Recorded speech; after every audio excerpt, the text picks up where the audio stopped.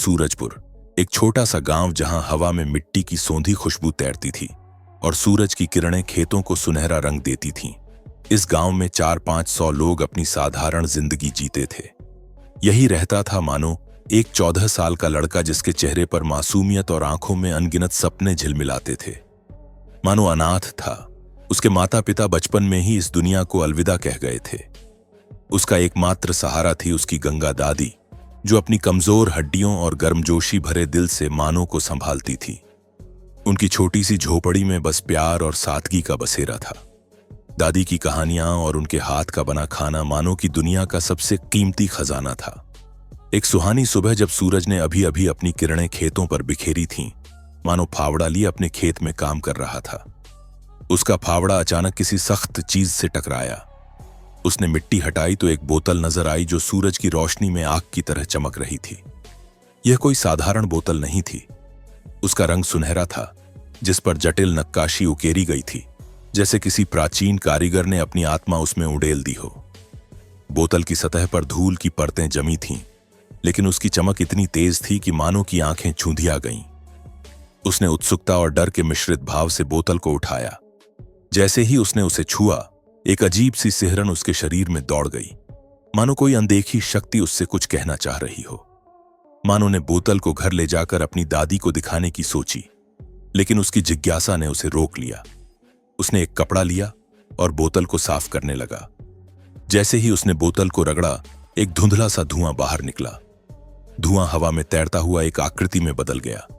ये एक लड़की थी जिसकी आंखें तारों की तरह चमक रही थीं और चेहरा रहस्यमयी सौंदर्य से भरा था। उसने रेशमी वस्त्र पहने थे जो प्राचीन काल की याद दिलाते थे। मानो डर के मारे चीख पड़ा और बोतल फेंक कर भागने लगा, लेकिन वह आकृति हवा में उड़ते हुए उसे पकड़ ली। उसकी आवाज मधुर थी और उसमें एक गहराई थी जो मानो के दिल को छू गई। उसने बताया कि वह एक जिन्नी थी और मानो ने उसे बोतल से आजाद किया था।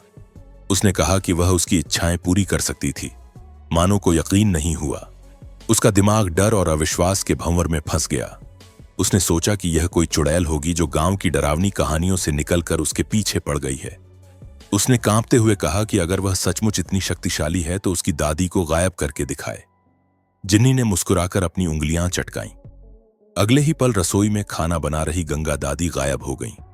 मानो रसोई की ओर दौड़ा, लेकिन वहां सिर्फ अधपका खाना और खाली बर्तन थे। उसका दिल जोर जोर से धड़कने लगा। उसने जिन्नी की ओर देखा और पूछा कि क्या वह उसकी हर इच्छा पूरी कर सकती है। जिन्नी ने हामी भरी। उसकी आंखों में एक अजीब सी चमक थी। मानो ने तुरंत कहा कि वह उसकी दादी को वापस लाए। जिन्नी ने फिर से उंगलियां चटकाईं, लेकिन कुछ नहीं हुआ। उसने हैरानी से अपनी जादुई किताब खोली जिसमें प्राचीन मंत्र और नियम लिखे थे। किताब में साफ लिखा था कि अगर कोई इंसान गायब किया जाता है तो वह हमेशा के लिए गायब रहता है। यह सुनकर मानो का गुस्सा 7वें आसमान पर पहुंच गया। उसने जिन्नी को डांटा और कहा कि वह उसकी दादी को वापस लाए। जिन्नी ने उदास स्वर में माफी मांगी और कहा कि वह अपनी गलती की सजा के तौर पर हमेशा उसकी गुलाम बनी रहेगी। लेकिन मानो इतने गुस्से में था कि उसने जिन्नी को वापस बोतल में जाने का आदेश दिया। जिन्नी एक धुएं के बादल में बदलकर बोतल में समा गई। रात हुई। मानो की आंखें आंसुओं से भरी थीं। वह अपनी दादी की तस्वीर को गले लगाए रो रहा था। भूख ने उसे और बेचैन कर दिया। उसे खाना बनाना नहीं आता था। रसोई में सिर्फ कच्चा आटा और कुछ सब्जियां थीं। उसकी नजर बोतल पर पड़ी। मजबूरी में उसने फिर से बोतल रगड़ी। जिन्नी बाहर आई और उसका उदास चेहरा देखकर माफी मांगी। मानो ने कहा कि उसे भूख लगी है।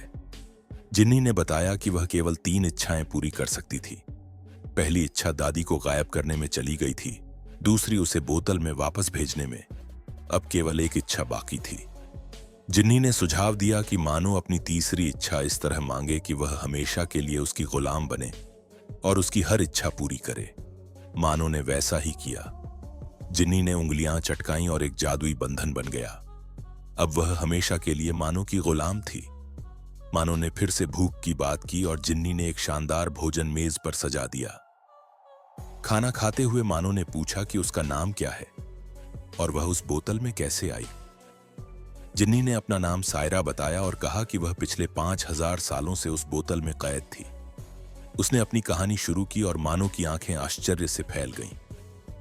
5000 साल पहले जब दुनिया अब भी अपनी प्राचीन सभ्यताओं के रंग में रंगी थी, एक विशाल साम्राज्य था, सूर्यवंश। यह साम्राज्य अपनी स्मृति, वैभव और रहस्यों के लिए जाना जाता था। सूर्यवंश का राजा विक्रमादित्य था, एक ऐसा शासक जिसके नाम से लोग कांपते थे। उसकी सेना ने पड़ोसी राज्यों को रौंद डाला था और उसका महल सोने और रत्नों से जड़ा था।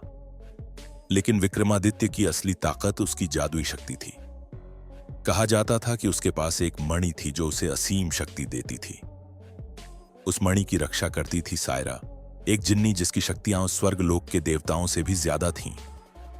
सायरा कोई साधारण जिन्नी नहीं थी, वह एक प्राचीन आत्मा थी जिसे स्वर्ग के देवताओं ने बनाया था।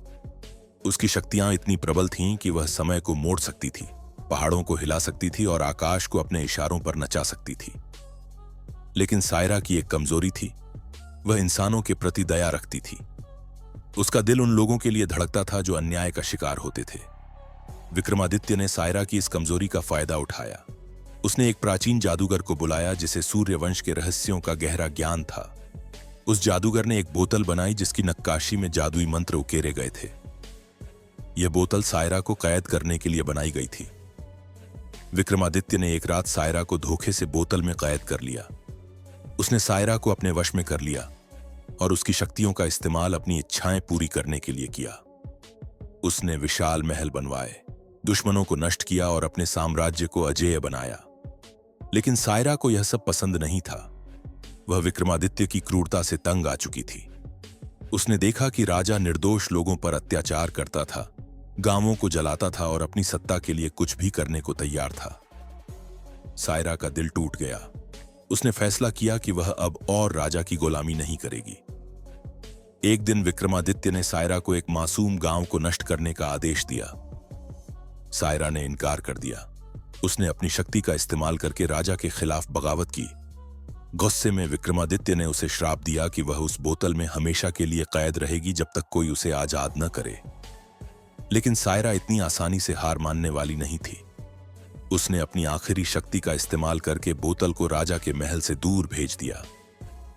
बोतल एक घने जंगल में जा गिरी जहां वह सदियों तक मिट्टी के नीचे दबी रही। सूर्यवंश का साम्राज्य समय के साथ धूल में मिल गया। विक्रमादित्य की कहानियां भुला दी गईं और उसकी क्रूरता की गाथाएं केवल किंवदंतियों में रह गईं। लेकिन बोतल का रहस्य जिंदा रहा। वह जंगल धीरे धीरे सूरजपुर के खेतों में बदल गया और बोतल वहीं दबी रही। सदियां बीत गईं, लेकिन बोतल की चमक और उसमें कैद सायरा की शक्ति कम नहीं हुई। वह इंतजार कर रही थी एक ऐसे व्यक्ति का जो उसे आजाद करे। और फिर एक साधारण दिन मानो के हाथों ने उस बोतल को मिट्टी से बाहर निकाला। अब सायरा मानो की हमेशा के लिए गुलाम थी। क्या मानो सायरा की शक्तियों का गलत इस्तेमाल करेगा? अगर आपको हमारी मेहनत और यह वीडियो पसंद आई तो एक लाइक जरूर करें। ऐसी और बढ़िया बढ़िया वीडियो देखने के लिए हमारे चैनल को करें सब्सक्राइब और कमेंट में बताइए आपको वीडियो कैसी लगी।